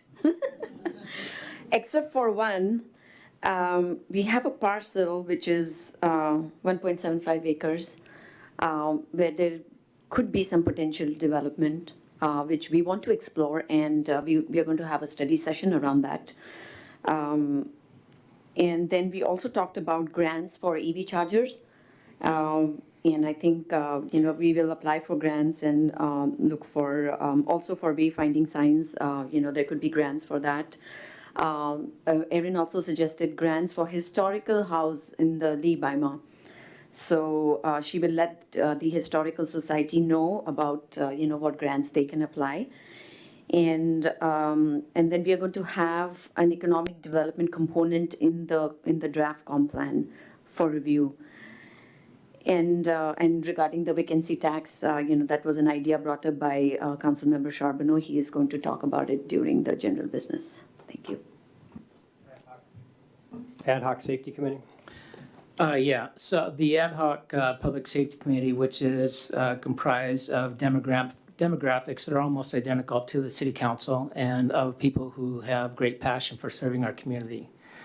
So in our meeting yesterday, we had a great discussion about Block Watch and Business Watch programs. One member of the committee will be reaching out to Chief Kajihiro and also probably to Director Bronze for support in developing Block Watch in their neighborhood. Apparently, Director Bronze, they will come to you for signs and support with that.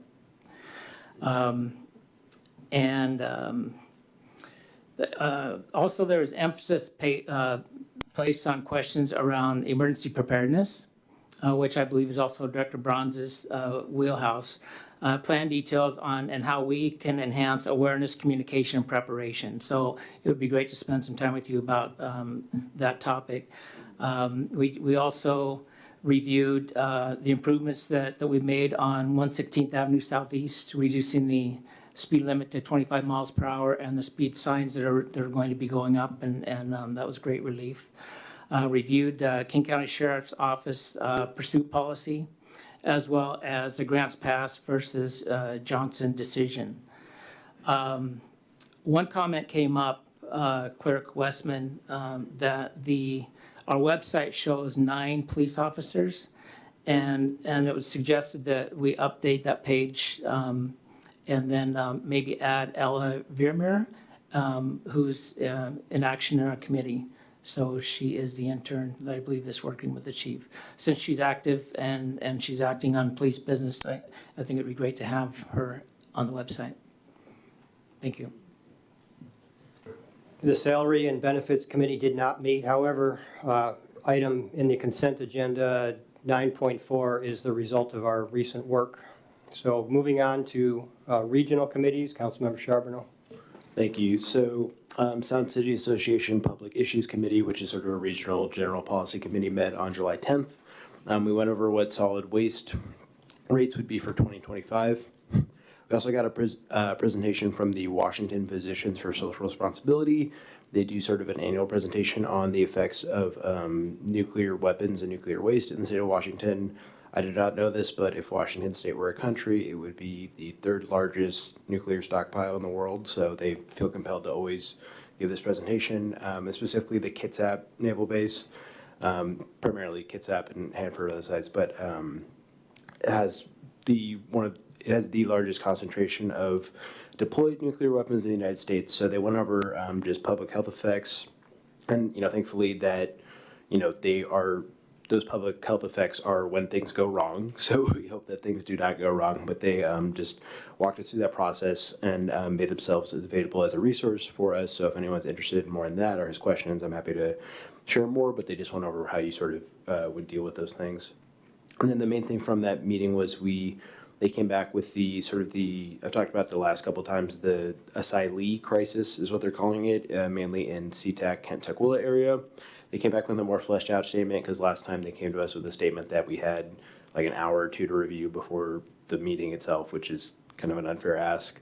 Their principles in that statement are, and they're going to ask us to sign on to it as a city, ask every SCA city to sign on to it, consultation and coordination, engagement and facilitation by the Washington State Office of Refugee and Immigrant Assistance, and then also asking for federal leadership on this issue. And I'm happy to share that with folks as well. I think it will be sent around to cities in the near future as well too, so keep an eye out for that. And then the other one was what is called K4C, so that is the King County Cities Climate Collaboration. This is a group I sort of pushed for us to join a couple years ago. They have an annual meeting every year in the summer that Councilmember Burford and I attended earlier today in downtown Seattle, and then drove straight back here. So just a refresher on this, Community Development Director Aaron Fitzgibbon has been attending. They have a monthly meeting and resources for staff members of cities. They give us a lot of different climate resources and language for our comp plan that we've been implementing already, which has been great. They do, by virtue of being a part of that group, they track our emissions and GHG and coordinate that at the county and city level so we get more accurate data on emissions.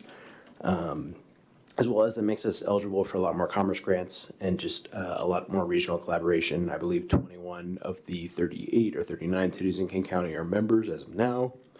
It was a very dense presentation in terms of information. It was led by King County Executive Dow Constantine, as well as we had folks from Jay's Inslee's office, the Municipal Resource Council, as well as King County folks.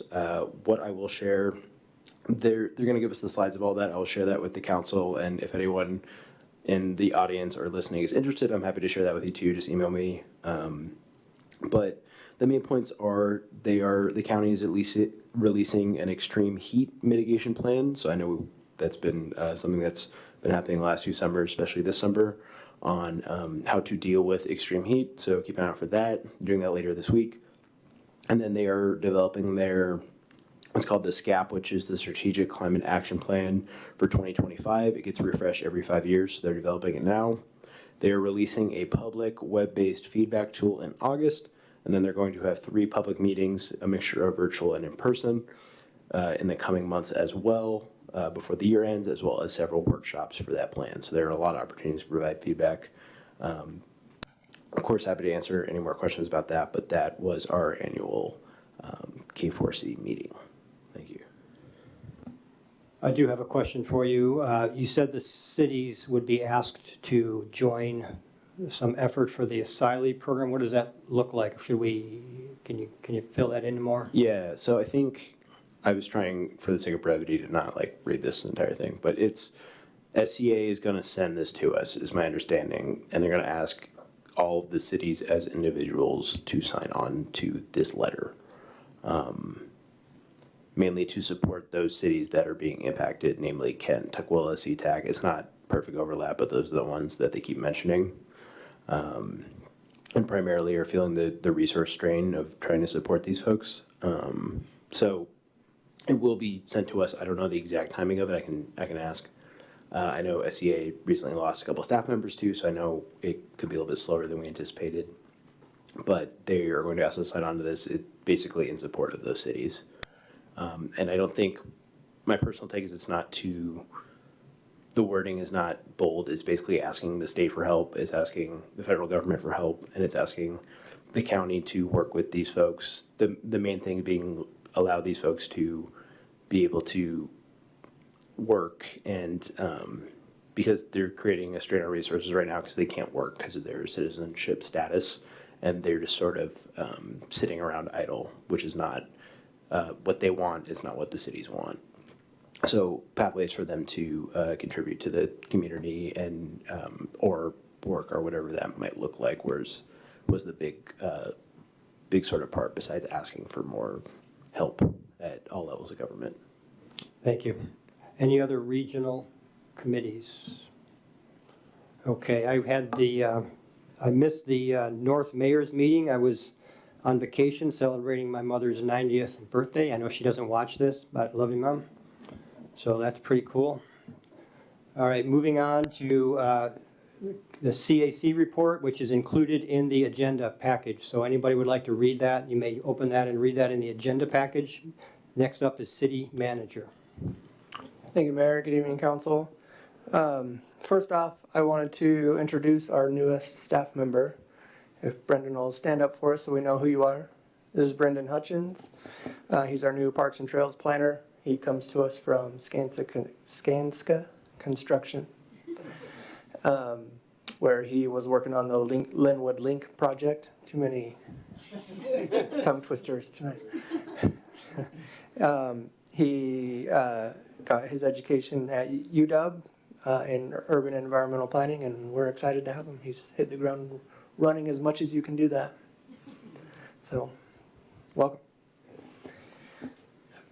I just wanted to also, Mayor Clark mentioned the CAC report. I wanted to just call the council's attention to two main things under general business in there. The CAC provided a recommendation on the naming of two parks, the Hemstra Park as well as the one at the Lee property. And so the next step in the process for naming a park is that the council, it's up to the council to name the park based on the CAC's recommendation, and so we'll plan on putting that on the next agenda. And then the last thing I have is the city initially had a special event permit, but as far as we can tell, we haven't had one maybe since the 2000s. I just wanted to bring it up to the council and maybe get at least initial feedback or if there's opposition to that. So we were recently approached by Siwa International who wanted to do something in Lake Bourne Park for India Independence Day. And really, because we don't have a way to allow them to do that and a process and all of that, along with just how close we are to the date that they were looking at in August, we had to turn them down. And what they had in mind is certainly bigger than most requests we get. But it also just brought back, the fact that we don't have a special event permit, and maybe we need to put that process in place to allow an outside agency to have an event on city property or in a park, and put a process in place to allow that to happen that keeps the city safe from an insurance standpoint, especially if the city's not necessarily going to be a partner. What does that process need to look like so that we can, and then we can kind of set up what we're willing to allow on city property. And so really what I committed to Siwa to do was to bring that to the council's attention and see if there's any opposition in putting something like that together. And if not, we'll start working through that and bring it back to the council. Anybody opposed to that? I'm not opposed, but I have a question. Is there a revenue opportunity there? Probably. And then my other thought just would be around liabilities and then use of our public spaces, which might exclude our own community members. So as long as that's part of the consideration. So I think all of those things can be part of the consideration. That's part of what we'll go and try to start putting together, and what does the council need to consider, and what we eventually come up with, what does that event, what does that look like? And, we'll start working through that. There's there's probably more than even we know we need to work through. But we haven't had one for a really long time, and we want to make sure if we are gonna go, if we're gonna allow things like that to happen on city property, we just want to make sure we do it the right way. That's all I got. Any questions for the city manager? I actually have one. So concerning the permit, so people currently show up and they sign up to use the pavilion. So wouldn't that be an event? And if they got injured in the pavilion, I mean, it's smaller scale perhaps, but how does a special event permit change with the scope of size? Does that make sense? So right now, you're able to rent the covered picnic areas. And we have a process in place for that. It includes insurance and waiver of liability and all those things. But really, all that we're committing to them is the use of that shelter, where we're not shutting down any other piece of the park. If they want to do something else in the park, they can't make somebody get out of their way. Where if we were going to have a special event, now we're committing space to that event. Okay, thank you. Thanks for the clarification. Just another note on the park naming. So it turns out, if you council members may have remembered a few months ago, we got a request from a resident in Wintry to rename a park. So I've been corresponding with him, and he's been doing a lot of research. And initially, we didn't think we had a park naming process, but we did find one. And so that gentleman, he's an intern, or not an intern, he's home for the summer from college. He will be coming to the CAC soon with that naming process, and that we'll see another one. But that was, I really thought that was cool because it's citizen initiative. He got out there and did all the research and got really excited about his community, so good stuff. Okay, next up is the consent agenda. Are there any objections to the consent agenda as approved? Okay, seeing none, show the consent agenda approved as written. Moving on, there are no public hearings and there is no unfinished business. So our first general business item, 12.1, discussion of the 6-year surface water management capital improvement plan. Brian, welcome. Thank you. I appreciate your time tonight. My name is Brian Miller. I'm the Surface Water Program Manager. This presentation is an overview of the 6-year surface water management capital improvement projects. Surface water capital planning. We adopted the Comprehensive Surface Water Management Plan update in 2017.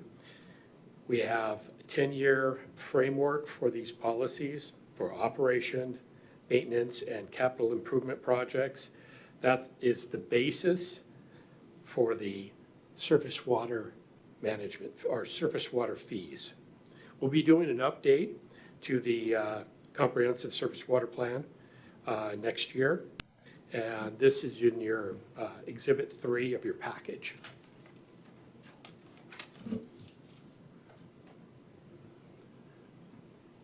Here's your 6-year forecast for the Surface Water Management Fund. Our adopted 2024 total revenue was about $2.5 million. This is staying fairly level in the revenue through 2029, going up to $2.8 million.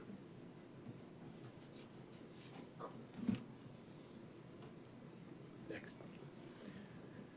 Changes. Some of the changes for 2024 SWIM capital budget. We will be finishing the design for S17 by the end of October. We pushed out the construction to 2027 until funding is secured. The S39, which is the roadway and sidewalk seepage program, is pushed out. The construction is pushed out to the spring of 2000 or summer of 2025. The Land Castle Water Quality, which is S40 improvements, will be in design at the fall of this year and construction in 2025. These are changes from 2024 to 2029 capital budget. 8.4 million to the 2025, 2030, which is 10.4 million, which is an expenditure up to 5.9%. You can see the pie chart and the general different funding sources that we have there.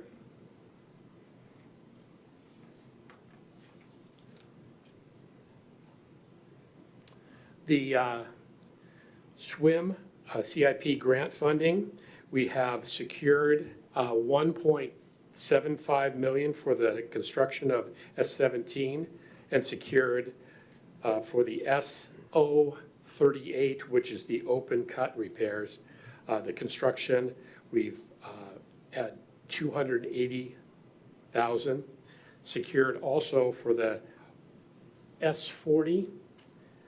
We've secured 80,000 for the design.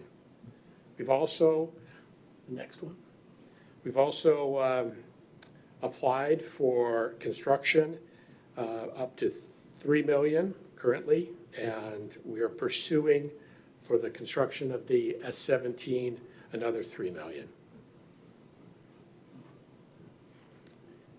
Now this is our 2025 to 2030 capital budget. Most of what you see here is scheduled of projects and the funding of the grants. We don't have any new projects. All of these are planned and continues from last year's 6-year plan. Again, thank you very much for your time, and any questions? Okay, questions for Brian about any of these slides? I have one question. On the S17, I see the price is 4.7 million in 2027, and there was an ask from the Historical Society to include like a fancy bridge over that. That's not included in that money. Not, that is not included. Okay. That is going to be in the Parks Department. Gotcha. Okay, thank you. You're welcome. Well, actually, sorry, excuse me. The cost is not included, but we've actually thought that might be a swim expense because the swim project is taking away something that's there. So actually, I think it would be a swim expense. But to clarify, that is only the construction of the project, not the bridge. Gotcha. And our position is that should we get to the point where we have construction funding, we would then go to the next step of looking more closely at a bridge. We would consider them as two separate but related projects because the work to remove the embankment is a totally different type of project. Most trail bridges are, it's a single vendor that comes in and fabricates and installs it as opposed to a project like the embankment where you bid the project and then have a contractor construct it. Thank you. And we're using a $800,000 to $1 million as a placeholder for what that bridge replacement or bridge cost to replace the embankment. Councilmember Charbonneau. Thank you. Thank you, Brian. I always appreciate how excited you are about your work. There's no doubt in my mind that you love what you do. So that always, you always exude that. So thank you. Appreciate your work with the King County Flood Control District. I would just like to, I hope we just recently switched over who our lobbyist for the legislature was. I think a lot of these projects are great potential for getting sort of legislative funding. So I want to encourage you to think about that, as well as don't be afraid to communicate with us, any individual projects, and we can go advocate for them or testify and things of that nature, because I think it's really critical infrastructure. So I think it's a built-in, really strong argument going into those settings. So if we can be of any assistance to you with that grant process, please feel free to leverage us, is all I wanted to communicate. And thank you again for all your work. Thank you. Okay, seeing no other questions, thank you very much, All Brian. right, thank you Appreciate for your your time time. tonight. Thank you. Thank you. Okay, next up on our agenda is general business item 12.2, the discussion of a vacancy tax. I believe Councilmember Charbonneau, are you going to lead us? Yeah. Go ahead. Yeah. All right, so, thank you.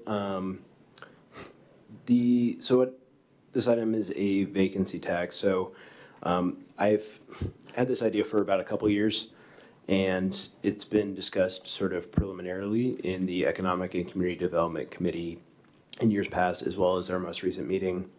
When I presented the idea to Deputy Mayor Lacocha and Councilmember Griffin, I made sure to check, we had unanimous support for this idea, and we wanted to bring it forward to talk to council about it. So this is a discussion item. I'll talk about it, why I think it's a good idea, and I'd love to see it brought back for consideration and voting.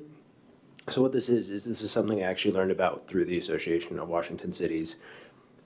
I know we received email from residents talking about, and I just want to start at the very top, talking about a vacancy tax for housing. That's something the city of Seattle tried to do in the past. Same name, different thing, not housing. We're talking about looking here for, it's called a vacancy tax. This would directly apply to folks who are property owners of not homes, but property owners of business spaces and property owners of retail spaces. So when sort of the idea here is that when there are business or retail spaces that are vacant, it's not a positive thing for our city, right? You see a lot of cities talking about how to combat this. Essentially, right, the vacancies, there's not a business that could be adding to the community, right? There's not a physical therapy space, there's not a restaurant, there's not something that we can enjoy, and there's not something that we can take advantage of. It's just a vacant building. Vacant buildings could lead to a lot of other problems.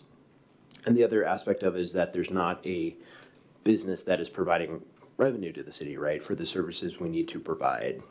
There's no sales tax we're getting, there's no community engagement we're getting there. So it's not having something that adds to the community, and there's not revenue that's coming from that space. So what this would do, and I would want to work with Community Development Director Fitzgibbon on this to model it based on what other cities do for this, and I do know a lot of other cities do this, is if a business or retail space has been vacant for a certain period of time, I'd want to look at what the most common practices are, but it wouldn't be right away, right? So if you lose the person that is in the space, maybe the business owner owns the property, maybe they don't, and they're renting from someone else. Whatever the case, if there's no longer someone in the space, it would not apply right away, right? That wouldn't be fair. You'd want to give opportunity to fill the space and go through the process. The idea of this is to combat spaces from being vacant in a more long-term setting. So it would impose a tax on those property owners of business and retail spaces that have been vacant for a certain period of time that is beyond just the transitional period of time. And what this would do is, I think the benefits of this are a couple things, right? Ultimately the goal is to have the spaces not be vacant. But what it does to push us towards that goal is, one, it provides a very real financial incentive for those property owners to fill that space, right? To work hard to fill that space.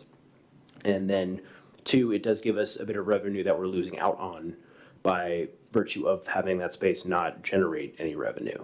You know, I think the spaces do a lot more than just generate revenue, but that's something we're losing out on revenue by not having that space filled. So the reason I bring it up again is because something at Association of Washington Cities, when they talked about this, is they said the first step in order to do this is to get sort of a assessment of what your businesses are and what the landscape is. And we already have the first step and sort of the legwork done in that sense. When we did the small business grants, we got a lot of that data that we might not have had before. So I think it's a good time to do it. I think it's a good time to move forward with it. We want to see all the spaces filled. I don't want folks to look at this as something that is going to generate a lot of revenue, right? Is it going to generate a lot of revenue? No.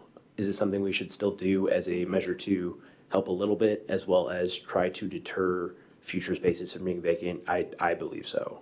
And I believe it's a good practice for us to, from an economic development sense, from a vibrant community sense and from a revenue sense to sort of implement this and move forward. So I want to open it up to the rest of the folks for discussion, and we're happy to talk about it. I would want to move forward, work with Community Development Director Fitzgibbon on it and figure out the exact numbers that make sense in terms of what the amount would be, what the amount of time the space would need to be vacant, and how sort of that tax structure would work. But ideally, I would like to come back with those specifics and then for a council vote. Questions for Councilmember Charbonneau on this issue? Go ahead, Councilmember Sherlock. Thank you, and I appreciate bringing this up because I remember talking about this when I was on that committee.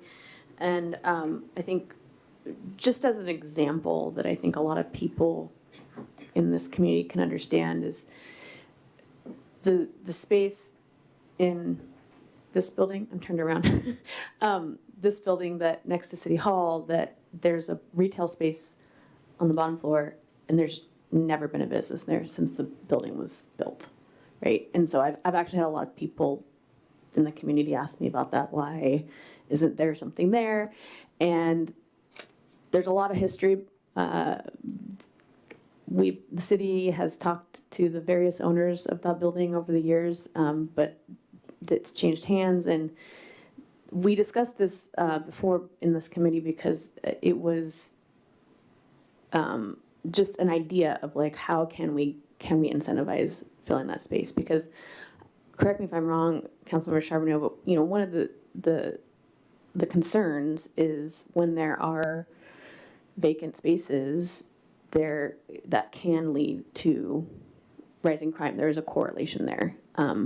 And so it's trying to make sure that, yes, part of it is revenue for the city, but I think more of the concern that I've heard anyway is that we don't want to have vacant spaces because then that can, you know, kind of show, it's just a physical statement that there's no one here.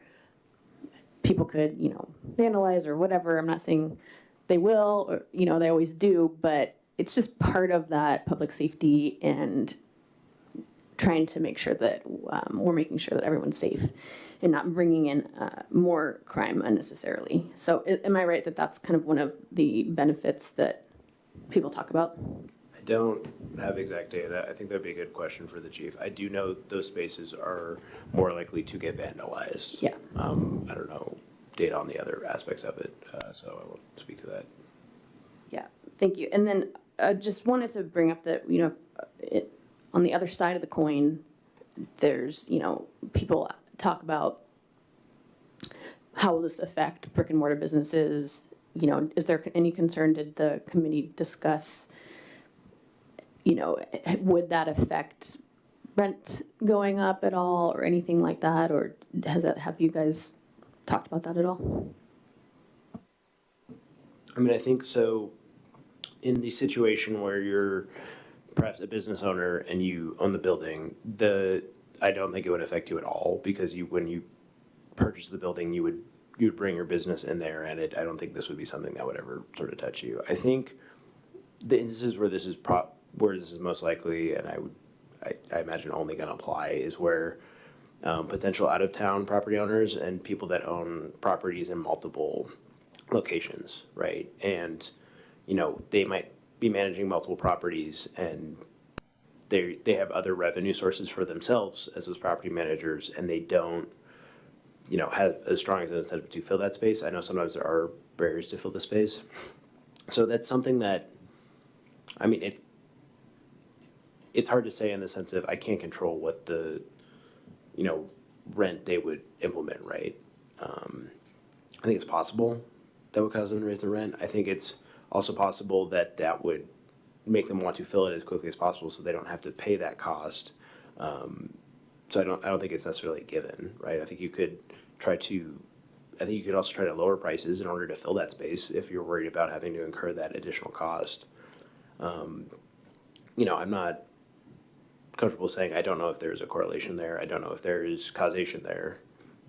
But I think what's very clear is for us as a city, right, it is a negative thing. It's a negative externality. There's no nothing there adding to the community. There's no there's, no revenue being added to the community. There's no space that we can enjoy, and it can be, it's not something people like to see too, quite honestly, right? The empty building, so.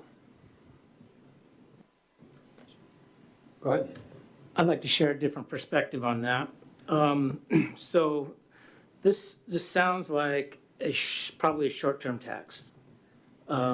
Just until the owner of the property fills the space. And it feels to me like taxation is the easiest way for government to generate revenue, but we're looking at a short-term penalty. It's really not an incentive. And maybe there's more creative ways where we can create long-term incentives. And for example, if there is a space that's been vacant for a long time, maybe we go in and then offer them a tax break if they fill the space for a longer period of time, but we'd make more money in the long run because they'd be generating income for the city. Find more creative ways like that instead of putting two negatives like taxation and penalty, and find ways to create incentive and help and really partner with them rather than just tax them and penalize them.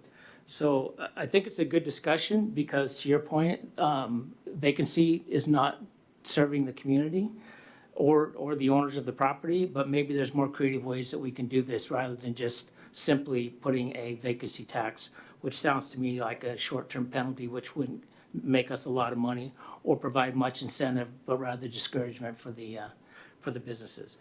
I haven't had a lot of experience with this, but that's just my initial perspective. I'd like to have more discussion about it and also hear some facts and basis behind some of the claims in terms of revenues and crime and things like that.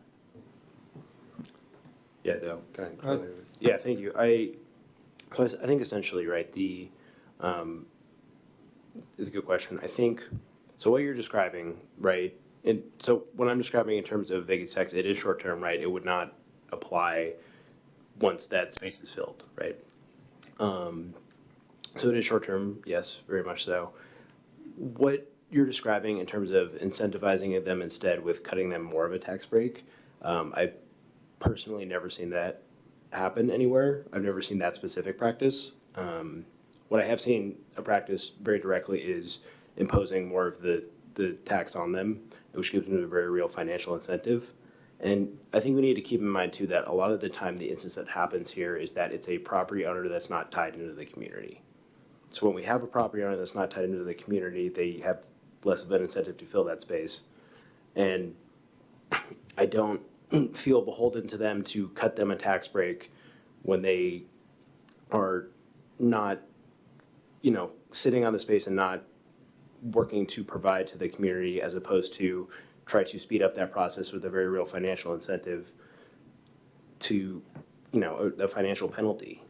That it's affecting us more than it's affecting them, in my opinion. And they, obviously that depends on their finances. It's affecting us as a city very really, and it might not be affecting them very much depending on their situation. And so I'm happy to, I want to have more data and more discussion on it. We had a bit of a quick turnaround on this, but in terms of the concept, it's obviously something I've never heard of, and I don't mean to be, shoot it down or anything, but what I have seen happen in a lot of places, and there is the resources on, is the taxing in the short term, and it doesn't generate a lot of revenue, but I do think it helps us in the long run by having those spaces that do generate revenue for us. Deputy Mayor. I think it'll be worth a test, trying it out. I don't see any big harm in it. Again, this is only incenting the businesses to fill the place, which will eventually generate revenue. And since other cities are doing it, I think it's worth trying it out for a year and see how we're able to fill it up. So I would be supportive of this. I think we should implement this. We have a revenue problem, so I'm looking for all ideas on revenue. I'll do anything, even if it's very little revenue, it's okay. It's totally fine. But we should go for it. Okay, so here's where we're at. So great discussion.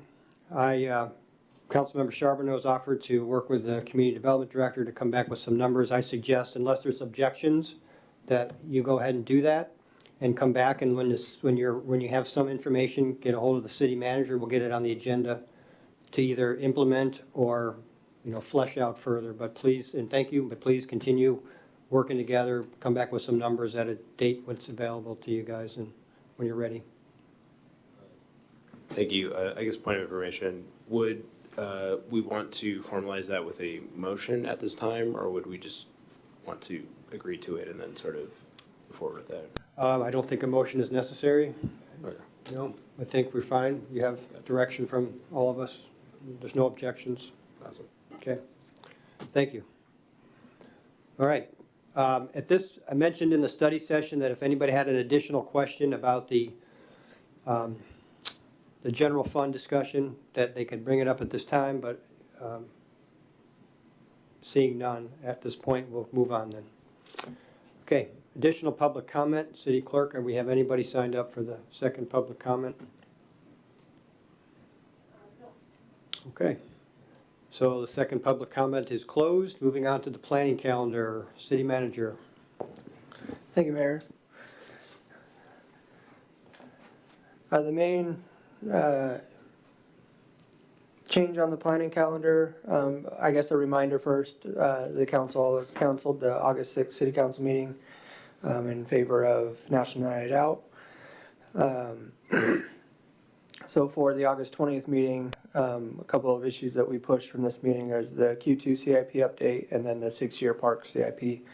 So we'll have those on August 20th.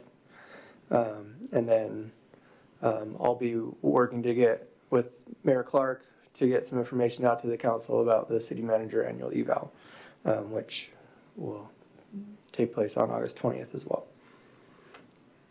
That's all I got. Questions for the city manager? Go ahead, Councilmember Sherlock. Thank you. For the National Night Out, is there, how should neighborhoods contact the city to kind of like let them know that they're doing something? I know that typically, maybe it's Amy that would collect all that data and then give it to us and the police. To be Yeah, able I to know go a couple of neighborhoods have reached directly out to Chief Kajihiro just requesting that an officer come. around. And so he'll keep track of those. But yeah, you can reach out to any of us, Amy, Chief, or myself. Okay, thanks. Any other questions for the city manager? July 24th, the concert in the park. Still looking for somebody to stand in for me that night. There was no takers. Is there any takers at this point? Okay, city manager, please let Amy George know that she'll need to find a substitute, please. Okay. That concludes the planning calendar, and then we're going into an executive session.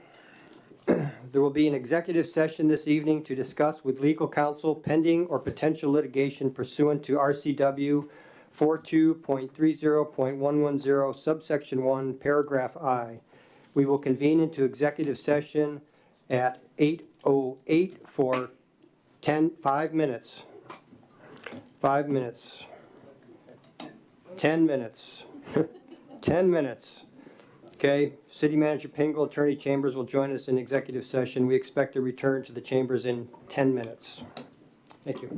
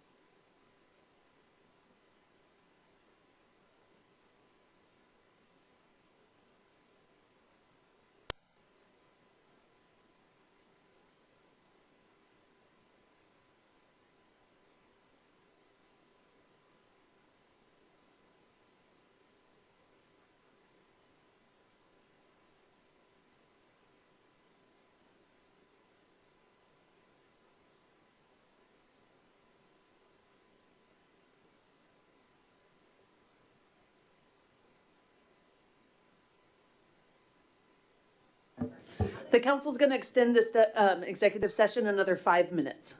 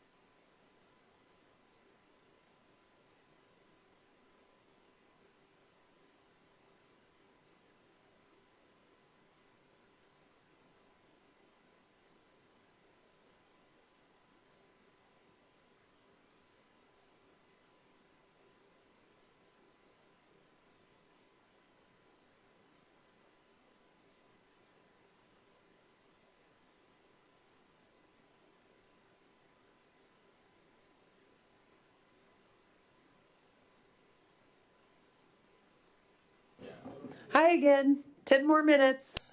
So 8:36, they intend to return.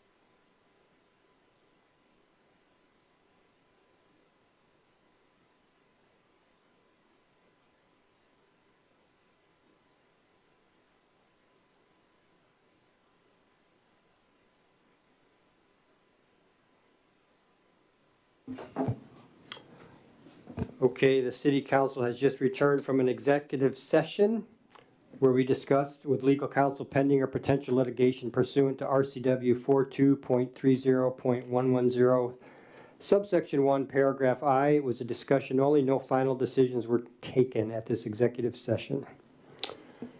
So at that, seeing no other business, we are adjourned for the evening. Thank you.